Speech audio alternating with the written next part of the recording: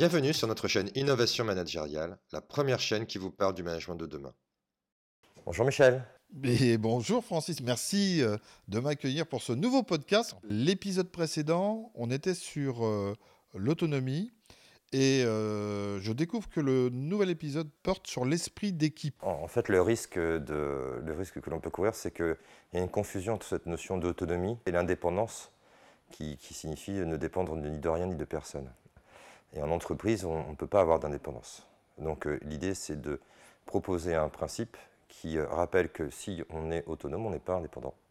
Que c'est pour ça que quand on prend une décision, eh bien, il faut mesurer l'impact de cette décision sur les autres. Ce qui est un peu compliqué parce que ça va à l'encontre d'un des fondamentaux du management, en tout cas de l'organisation de travail, qui est la division du travail, où on a plutôt eu tendance à cloisonner les gens dans des cases, et la séparation des pouvoirs aussi. Donc finalement, il est assez fréquent dans les entreprises que chacun travaille dans son petit coin et qu'il n'y ait pas d'harmonie, qu'il n'y ait pas de cohérence, qu'il n'y ait pas d'esprit d'équipe au sens où on travaillait ensemble. Un petit peu comme on avait démarré le tout premier épisode, on avait fait un planté de décor. Est-ce qu'on peut en faire un là aussi? C'est-à-dire, est-ce que l'esprit d'équipe, c'est inné? Est-ce que de tout temps, l'homme a eu cette facilité à collaborer, à travailler, à aller vers? Alors, c'est ça qui est intéressant, c'est la question qu'on peut se poser, c'est est-ce que notre nature humaine Oui. est par essence dans la collaboration ou pas? Alors, quand on va du côté de l'anthropologie, on découvre que la différence fondamentale qu'il y a entre l'homme de Néandertal et l'Homo sapiens, que nous sommes, c'est que l'homme de Néandertal avait tendance à rester centré sur lui-même, à une coopération fermée, alors que l'Homo sapiens a priori trouvé les bénéfices de la coopération ouverte, c'est-à-dire le partage qu'il pouvait avoir avec d'autres tribus. Et c'est ce qui a fait qu'en fait, on s'est développé parce qu'on a appris les uns des autres, on s'est soutenu aussi face au danger. Et donc, on pourrait partir du principe que notre espèce est de nature collaborative. Et c'est vrai ou pas? Ou est-ce que tout ça, est-ce que ça reste pas fragile? Alors, effectivement, c'est assez fragile. Et moi, j'aime bien utiliser la théorie des jeux. La théorie des jeux qui consiste à identifier. Donc, c'est un jeu qu'il y a entre plusieurs personnes. Les jeux, première personne du... Non, c'est pas. Non, c'est avec U et un X. Non, l'idée, c'est le chercheur qui a proposé ça, qui est John Carlyle, a essayé de comprendre si nous étions plutôt de nature coopérative ou compétitive. Et donc, en fait, dans ces jeux-là, je ne vais pas vous expliquer la règle, parce que vous pourrez la trouver si vous le souhaitez, mais juste les conclusions sont intéressantes, c'est que dans les premières parties de ce jeu-là, on note une tendance naturelle à la coopération. Donc, on met des groupes en opposition et on voit qu'ils sont de nature coopérative. On se rend compte ensuite qu'assez rapidement, il y a un groupe qui va vouloir chercher à être en compétition. Donc, il va jouer des coups contre l'équipe adverse. Et à partir du moment où il y a un groupe ou un individu qui a une attitude compétitive, on s'aperçoit que les autres, en réponse, vont faire la même chose et vont rentrer en compétition. Et donc, alors que naturellement, on était plutôt en collaboration dans un premier temps, on peut rapidement être dans la compétition. Il y a différentes phases dans ce jeu-là, et il y a des phases de négociation. On a la possibilité de renégocier en disant, bon là, peut-être t'es allé un petit peu trop loin, machin, on va se calmer un peu. Et en fait, ce sont ces phases de négociation qui font que parfois, on n'est plus en compétition, mais on renoue avec la collaboration. Établir des règles. Ça veut dire que la collaboration ne peut pas avoir lieu sans qu'il y ait des règles qui soient définies par le groupe, les normes du groupe, et ça c'est un phénomène qu'on rencontre dans beaucoup de théories, c'est qu'un groupe d'êtres humains ne peut pas fonctionner sans règles communes et partagées, parce que s'il ne le fait pas, chacun aura sa propre perception de ce qui est bien, pas bien, et puis surtout, ce qui est intéressant aussi dans cette théorie des jeux, c'est que des centaines de parties qui ont été faites ont démontré que les personnes qui avaient le plus de nature collaborative étaient les femmes et les enfants, et ceux qui étaient le plus dans la compétition étaient les étudiants d'enseignement supérieur, parce qu'on est dans une société qui met en compétition. Et donc quand on arrive en entreprise, il faut faire très attention à ne pas maintenir ce que des personnes ont pu rencontrer dans leurs études, par exemple. Effectivement, tu parles de la collaboration et de la compétitivité. Ouais. Ce sont deux choses qui ne vont pas vraiment ensemble. Alors, il y a plusieurs formes de compétition. Il y a une compétition qui peut nous emmener par le haut, Mais dans ces cas-là, il faut que les règles soient bien définies. D'accord. Et puis des compétitions qui vont emmener un peu tout le monde par le bas, où il y en a un qui va gagner, il y en a un qui va perdre, et on va retrouver les positions de vie avec j'ai raison, t'as tort, etc. Parce que ce sont souvent des notions qui sont évoquées par des coachs sportifs, esprit d'équipe, collaboration, compétitivité. Ils les associent en fait pour un enjeu qui les intéresse. Oui, à partir du moment où il n'y a pas de primauté de l'individu. On le voit d'ailleurs avec l'équipe de France de football. Moi, je ne suis pas du tout un spécialiste du football, mais j'ai analysé les raisons pour lesquelles on avait gagné en 98 et en 2018. Oui. Et on se rend compte que dans ces deux cas-là, il y a la primauté du collectif sur l'individuel. On n'a pas de star qui est venu écraser, envahir complètement. Et c'est quelque chose qu'on trouve aussi beaucoup chez notre équipe un peu moins médiatisée, qui est l'équipe de France de handball, qui ont gagné tous les titres parce qu'ils sont vraiment dans la cogestion, ils font ensemble. L'entraîneur, le coach est au service de l'équipe. Cohésion d'équipe, il y a 4 conditions, je crois, qui sont importantes. Pour bien comprendre que la cohésion d'équipe ne va pas de soi, il faut aussi comprendre quels sont les critères qui font qu'elle puisse exister. Moi, j'aime bien m'appuyer sur les travaux de Norbert Alter, qui est un sociologue, qui dit que pour qu'il y ait une équipe qui soit vraiment soudée, il y a 4 conditions. La première, c'est un désir commun. Ça, c'est pas très nouveau, on le sait, sens commun, stratégie commune, etc.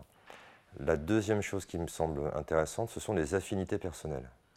Si je ne peux pas blairer Roger, je n'ai pas envie de travailler avec Roger. Sauf que Roger, je le connais qu'à travers ce que je vois, à travers sa fonction, à travers ses enjeux, etc. Donc je ne le connais pas vraiment. Et donc c'est pour ça que c'est important dans un groupe que les gens apprennent à se connaître autrement qu'à travers leur métier, leur fonction, leur histoire, leur réputation, pour qu'on puisse justement éviter d'avoir des tensions interpersonnelles. Il y a une troisième condition qui est importante qui s'intitule le don et le contre-don. Donc là, on retrouve cette notion de valeur, c'est-à-dire que pour qu'un groupe fonctionne, il faut que chaque individu du groupe donne au groupe et il faut que le groupe donne en retour. Si jamais il y a un individu qui refuse de donner ou qui transgresse les dons, alors en entreprise, les dons sont souvent symbolisés par les valeurs d'entreprise, il se peut que les autres se disent « bon bah ok, lui il a transgressé le don, donc moi je vais faire pareil ». Et c'est pour ça que le 4e critère, c'est la reconnaissance et la valorisation. C'est-à-dire qu'il faut pour qu'un groupe fonctionne bien, qu'on valorise le groupe, ce qu'on ne fait pas suffisamment de mon point de vue dans les entreprises. Il ne faut surtout aussi qu'on n'autorise pas les individus à transgresser. Quand ça se produit, il faut les recadrer. Parce que si on ne fait pas ça et qu'on laisse quelqu'un transgresser une valeur, eh bien les autres s'autoriseront aussi à transgresser. Moi j'ai eu beaucoup de fois dans mon expérience, c'est bon, puisque lui il ne le fait pas et que personne ne le sanctionne, je ne sais pas pourquoi je le ferais. C'est hyper intéressant. Merci. Et à la fois, je le dis sincèrement, et à la fois, je me dis ça ne doit pas être si facile que ça. C'est-à-dire se connaître soi-même, c'est extrêmement compliqué. Quand on parle d'affinité personnelle, ça sous-tend 2 choses. La première chose, c'est d'apprendre à se connaître et à se comprendre surtout, parce qu'on se connaît. On a plein de tests de personnalité qui existent, comme le MBTI, etc., qui va vous donner des informations. Vous êtes plutôt dans l'action, plutôt dans le challenge, vous avez des conflits, etc. Mais on ne se comprend pas forcément. On ne comprend pas pourquoi on est comme ça. Et ça, c'est plutôt des modèles, en tout cas moi celui que j'utilise, qui est l'énagramme, qui va vous permettre de mieux comprendre pourquoi vous voulez éviter les conflits, par exemple. Donc la première étape, c'est déjà de se connaître, parce que quand on y réfléchit, la question que je pose souvent, c'est qui vous a appris à vous connaître et à vous comprendre. Donc, est-ce que ce sont vos parents? Est-ce que c'est l'éducation nationale? Est-ce que ce sont les études supérieures, même si on fait un peu plus d'efforts là-dessus, ce sujet-là? Est-ce que c'est l'entreprise? Donc on peut très bien imaginer que beaucoup de personnes se comportent de telle ou telle manière, sans vraiment savoir pourquoi elles se comportent de telle ou telle manière. Et puis, la deuxième condition pour que le critère des affinités personnelles soit satisfait, c'est la compréhension de l'autre. Parce que souvent, quand on a un désaccord avec une autre personne, c'est parce qu'on estime qu'on a raison et surtout qu'on ne comprend pas sa réalité. Parce que ce qui est intéressant, c'est que chacun voit le monde à sa manière. Et donc quand on est en équipe, quand on est en groupe, il faut absolument que l'on puisse instaurer des rituels qui permettent d'avoir accès à la réalité de l'autre pour éviter d'être dans le jugement, éviter d'être dans la contestation, etc. Parce que le jugement, la contestation, les conflits, c'est normal. C'est d'ailleurs la deuxième étape du processus de cohésion d'équipe. Mais ça, c'est encore un autre professionnel qui est Bruce Tuckman qui l'évoque. Il dit qu'en gros, une équipe, elle vit, pour arriver à ce niveau de maturité, elle vit 4 étapes. La première étape, c'est la formation de l'équipe, où là, les gens ne se connaissent pas. Donc c'est très très important de faire en sorte qu'ils se connaissent. La deuxième, c'est que les gens naturellement vont essayer d'exprimer leur propre point de vue Et donc la deuxième étape est intitulée la confrontation. Et c'est là où vont commencer à naître peut-être des tensions. Donc c'est très très important aussi de libérer les points de vue, de faire en sorte d'accepter les désaccords et de manière à les traiter. Et là, le manager, il a un rôle qui me semble assez intéressant à jouer. Et puis après, il y a une troisième étape qui s'appelle la normalisation, où pour que le groupe fonctionne bien et soit un vrai groupe, il va ressentir le besoin de définir des normes. D'ailleurs, les 10 principes collaboratifs que je présente à travers ces podcasts, c'est de la normalisation. C'est de définir de nouvelles normes. Et après, une fois que tout ça est bien clair, que tout le monde est d'accord, après, il y a une quatrième étape qui s'appelle la performance, où là, les gens vont privilégier le collectif au détriment individuel parce que tout le monde va y gagner. Je reviens sur les 2 premiers épisodes, les 2 premiers podcasts que tu as réalisés, où tu as évoqué, parce qu'on plantait le décor, la période Covid. Quand on parle d'esprit d'équipe, est-ce que le Covid peut avoir une incidence sur l'esprit d'équipe? Est-ce que ça n'a pas joué? Alors, c'est vrai qu'avec le confinement, on a découvert les vertus du télétravail, hein, pour ceux qui pouvaient télétravailler, parce que d'après les chiffres, il n'y a que 20% des emplois qui sont télétravaillables en France. Donc moi, ce qui m'interroge, est-ce vraiment la tendance de demain, le télétravail? Je ne suis pas convaincu. Mais en tout cas, ce qui est certain, c'est qu'on était dans du télétravail forcé, on a mis tout le monde à la maison. Et après, on leur a dit, maintenant, vous pouvez rentrer. Alors, il y a des entreprises qui m'ont dit, ils ne veulent plus revenir. Et puis, il y a d'autres entreprises qui disent, non, en fait, ils ne voulaient même pas être chez eux. Donc déjà, ce que j'ai remarqué, c'est que ceux qui ne voulaient pas revenir étaient souvent dans des très grandes entreprises, des multinationales. Alors que dans la TPE, PME, les gens ont ressenti le besoin de revenir travailler. L'esprit d'équipe, il se crée aussi à travers une hormone qui est l'ocytocine. C'est-à-dire, l'ocytocine, c'est une hormone qui est développée au contact physique de l'autre. Je ne peux pas développer d'ocytocine si je suis à distance. C'est vraiment kinesthésique. Et l'ocytocine, c'est l'hormone qui est responsable de l'amour, de la confiance en soi, aux autres et du lien social. Ça ne peut pas se faire via l'écran. Non, je vais prendre un exemple. Quand vous écoutez un album, je ne sais pas quel est le groupe que tu prends. Un jeune groupe récent, les Rolling Stones, ils sont passés récemment en France. Si j'écoute l'album des Rolling Stones sur mon canapé, je ne vais pas ressentir la même chose que si je l'écoute dans un concert. C'est vrai. Parce que dans un concert, on va avoir plein d'ocytocine. Et c'est ça qui est super important. Et c'est la raison pour laquelle, aujourd'hui, il y a beaucoup d'entreprises qui disent, faut revenir travailler. Alors, vous pouvez être autonome à distance, mais n'oubliez jamais que vous faites partie d'un groupe, vous n'êtes pas indépendant. Et donc, c'est important qu'il y ait ces liens-là qui soient maintenus. La question qui s'est posée, c'est, OK, quand vous revenez travailler, pourquoi vous revenez travailler? Qu'est-ce que vous allez faire quand vous êtes en groupe? Donc, c'est une question qui se pose. Mais c'est vrai que le confinement et la Covid-19 nous a interrogés là-dessus. La cohésion d'équipe, elle peut être aussi un peu malmenée avec le travail à distance parce que parfois on ne voit pas l'interlocuteur, on ne sait pas ce qu'il fait. Pour le manager, ça doit être compliqué aussi de se dire comment je fais. Et même, sans aller jusqu'à du harcèlement, il peut y avoir des petits messages qu'on envoie parce qu'on ne voit pas l'autre. On a eu des retours d'expérience là-dessus en disant, tiens, c'est étrange, les comportements ont été, alors, pour certains, très très cordiaux, très très fluides, très conviviaux, etc. Puis pour d'autres, ça a été le cas inverse. Et moi, j'aime bien me référer à l'expérience de Milgram sur la notion d'obéissance. Donc, il faut savoir que Milgram, qui est un psychosociologue, a cherché à comprendre les raisons pour lesquelles certaines personnes avaient eu des comportements tyranniques pendant la Seconde Guerre mondiale. Il a proposé une expérience qui a été renouvelée un certain nombre de fois. Donc il y a plein de conclusions de cette expérience. L'expérience est relativement simple. Je vais prendre un sujet naïf et je vais lui donner l'ordre d'envoyer des décharges électriques à une autre personne jusqu'à aller à 450 volts. Donc quand ils ont fait l'expérience, les psychologues ont dit c'est pas possible, les êtres humains ne peuvent pas faire ça, maximum 130 volts. Et on s'est rendu compte que plus de 60% des personnes sont allées jusqu'aux 450 volts. Et on a essayé de comprendre pourquoi, et on s'est rendu compte que l'une des principales raisons, l'une des raisons qui faisait que j'infligeais plus de souffrance à l'autre, c'est que je ne le voyais pas.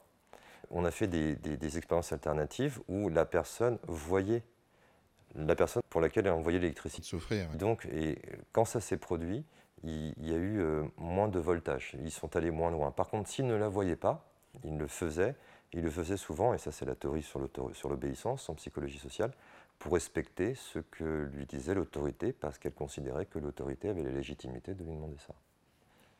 Autre explication de texte, comme tu nous as bien défini la différence entre autonomie et indépendance, tout à l'heure. Il y a des mots aussi que j'ai notés dans les éléments que tu m'as fournis avant qu'on ne prépare ce rendez-vous. Participation, coopération, collaboration. Faut pas les mettre tous dans le même panier. Non, alors ce qui est assez amusant, c'est que quand on regarde dans le dictionnaire, on a à peu près toutes les mêmes définitions, Bah mais, oui. mais- mais c'est vraiment différent.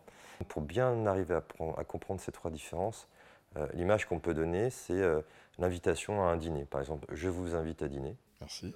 Donc vous êtes plusieurs, la petite famille, les enfants et tout. On est dans la participation quand vous savez ce que vous allez manger. Moi, je l'ai décidé. Je vais cuisiner, mais je vais vous demander de participer en apportant des ingrédients, des aliments, du riz, des pâtes, du sel, machin. Ensuite, quand on est dans la coopération, vous savez ce que vous allez manger, mais au lieu de vous demander d'apporter des ingrédients, je vais vous demander d'apporter des plats. Donc moi, j'aurais plus la cuisine à faire. Et quand on est dans la collaboration, vous venez avec ce que vous voulez, et puis on va tout mettre sur la table, et on va décider ensemble de ce qu'on va faire comme repas, et on va ensemble préparer le dîner. D'accord, je comprends mieux. Et donc moi, la culture de la co-responsabilité, c'est plutôt la dernière étape. Avec tout ce que tu viens de nous présenter, parce que de temps en temps, tu égayes ton propos de quelques exemples que tu as pu soit prodiguer ou constater dans des entreprises ou dans des grands groupes. Est-ce que tu as des exemples à nous donner sur cet esprit d'équipe? Oui, alors moi, j'ai beaucoup recherché là-dessus, donc j'ai trois exemples. Je vais reprendre l'importance des affinités personnelles. Je vais prendre un exemple, par exemple, une BU de la Société Générale, où les nouveaux entrants sont soumis à un qui suis-je. C'est-à-dire que quand il y a un nouveau collaborateur qui arrive, les collaborateurs qui étaient déjà là vont essayer de deviner qui est le nouveau collaborateur avec des indices, etc. Donc ça, je trouve ça assez intéressant. Il y a autre chose aussi qui est important, c'est qu'il ne faut jamais oublier que les difficultés de collaboration sont, de mon point de vue, extrêmement liées à la notion de division du travail. C'est-à-dire qu'aujourd'hui, quand on travaille, on a des descriptions de postes, des organigrammes, et on n'a pas ce lien entre les différentes fonctions. Et il y a une pratique que moi j'aime beaucoup qui s'appelle les engagements réciproques, qui consiste à aller voir une équipe en disant voilà, maintenant vous allez définir et déclarer ce sur quoi vous vous engagez vis-à-vis de chacun de vos collègues. Et puis tous les 6 mois, par exemple, on va faire un feedback sur le respect des niveaux d'engagement. Donc ça, c'est une pratique qui me semble intéressante, qui vient en fait compenser les travers de la division du travail qui a tendance à cloisonner les gens. Et puis il y a une troisième expérience que je trouve aussi intéressante, et là cette fois-ci on l'a repérée dans les forces spéciales de l'armée de terre, c'est que lorsqu'ils préparent une mission, ils ont deux étapes. La première étape, chaque spécialiste, chaque expert va faire son travail et voir comment il peut appréhender la mission dans son domaine d'expertise. Après, ils se réunissent et là, à tour de rôle, ils présentent ce qu'ils comptent faire et dès que une personne évoque quelque chose qui a un impact sur une autre expertise, à ce moment-là, ils revoient leur copie de manière à ce qu'il y ait un tout cohérent.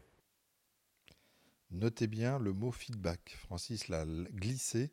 On aura notamment beaucoup plus de développement. Je crois que c'est dans l'épisode 11. On y reviendra sur ce fameux feedback. Merci Francis. Merci Michel.